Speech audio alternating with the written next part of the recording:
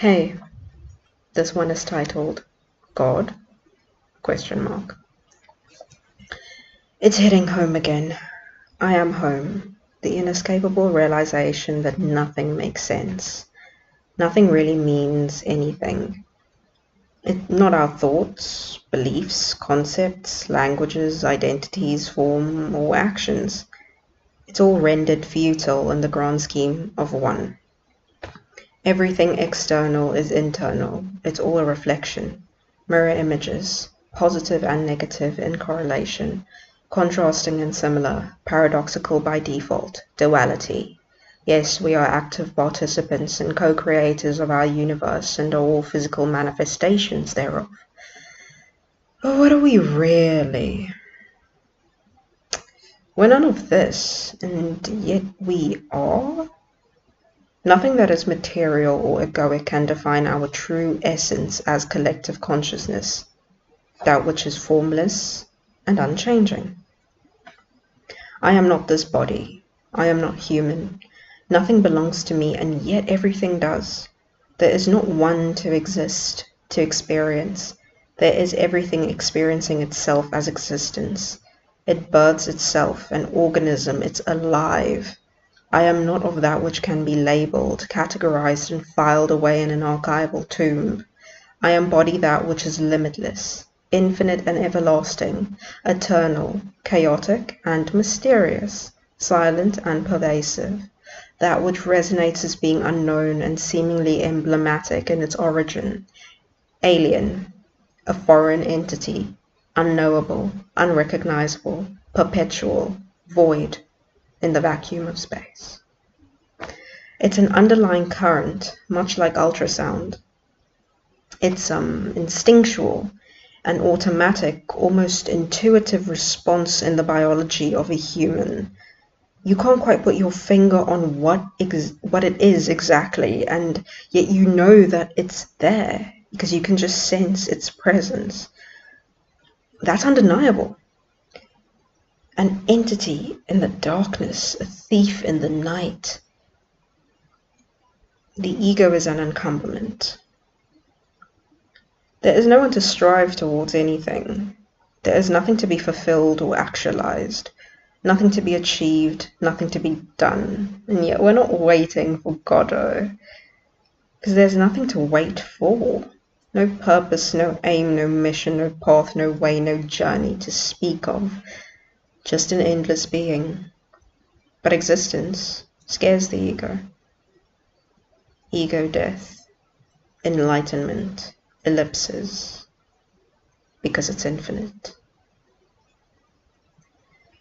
Everything is about having some kind of identity with them, putting on a show, adopting a grand theatrical performance of sorts, negating authenticity and denying the absolute truth. I like to think of human as being, hue, as in different hues, shades of color, and mankind. I like that. Different shades of man. What is God? Everything and nothing. And yet, the thing is, I think I've said this before, no amount of words can really quantify or even begin to surmise what God is. Because trying to explain it away would, be doing God a bit of an injustice. And, if you keep going on and on about this, and I think I seem to, because I've written a lot of notes about it, but it's really one of those things that you just continuously, you fall deeper and deeper into. Now, again, we're not negating the fact that we are still, you and I are both human, and we're having this human experience, but we're not, we're not so immersed in it to the point where we're allowing it to completely consume us, but we're not getting too carried away in the absolute either. So it's all about finding that sweet spot, that equilibrium. But it's just one of those things where, like, when you sit in,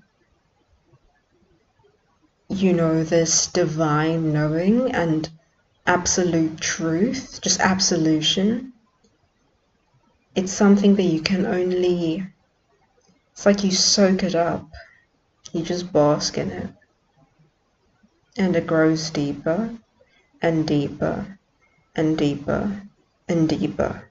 You keep awakening, you keep enlightening. It doesn't stop, ever.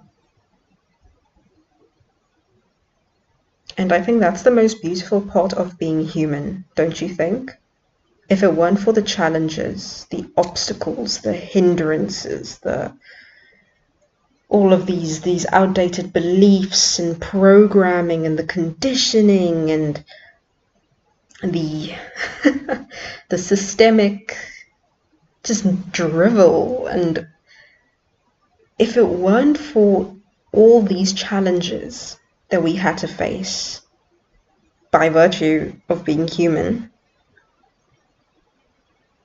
we wouldn't recognize our inherent and natural godhood if it wasn't for that, the fact that we're human. Something about being human is not only a humbling experience, but it's something deeply profound. And it just makes this entire process of awakening and enlightening that much sweeter, that much more blissful, and that much more worthwhile. And I probably sound like I'm just regurgitating the same things that's being said by countless other people online, but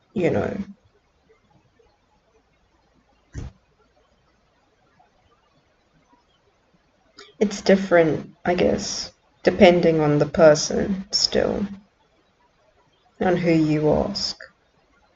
Because we're all at different levels of realization, I guess.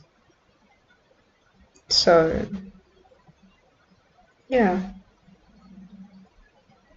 It's a very sweet experience. It's very emotional. At least it makes me very emotional because it's just that profound. It's just that sweet. It's that sacred. It's that holy. It's just that beautiful. It's like rekindling with your twin flame, or a long lost love. Like finding your soulmate. That's what it's like. So yeah. Anyway, I'll end this here and leave you guys with that.